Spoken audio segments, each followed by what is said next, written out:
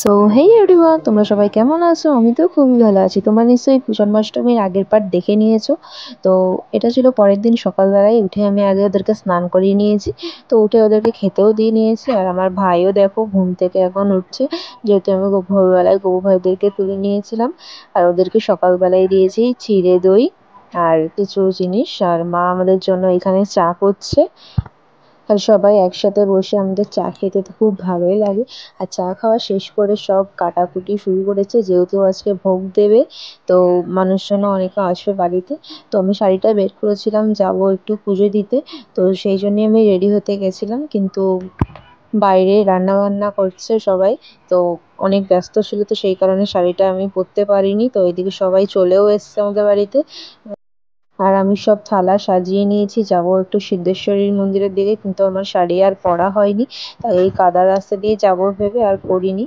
আর তারপরে বেরিয়ে গেছিলাম, 12টা প্রায় বাজতেই গেছিল। আর 12:30টার মধ্যে মন্দির তো আমাদের এখানে বন্ধ হয়ে যায়। তো গিয়ে আগে মায়ের দর্শন করে নিলাম, তারপরে গেছিলাম গাড়ির বিল করতে। দেন ঠাকুরমশাইয়ের কাছে মিষ্টি আর সব জিনিসপত্র দিয়ে দিয়েছে শুভ। আর তারপরে সব গাড়ির পুজোও করে নিল। তো আমি ভেতরেই ছিলাম মন্দিরের, ও বাইরে গিয়ে দাঁড়িয়েছিল, কারণ ভেতরে কিছু কাজ ছিল আমার, সেইগুলোই পূরণ করে নিলাম। তারপরে বাইরে এসে ও নারকেলও পাঠিয়ে নিল। তো গাড়িতে যেহেতু নারকেলের জলটা দেবে, তো তারপরে গাড়ির সামনে লেবু রেখে নিয়েছিল ও, যেগুলো নিয়মকানুন হয় নতুন গাড়ি কেনার পরে, সেগুলো ও পালন করে নিল। দেন আমরা ওইখান থেকে সিঁদুরের টিকা পরে বাড়ির দিকে আমরা আবারও রওনা দিয়েছি। সকাল থেকে যেহেতু এখনো পর্যন্ত কিছু খাইনি উপোসের জন্য, শুধু চা খাওয়া হয়েছিল।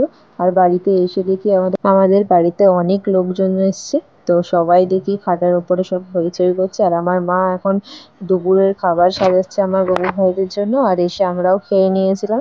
তারপরে মা দুপুরের আরতি সেরে আমার মা নিজেরও উপোস।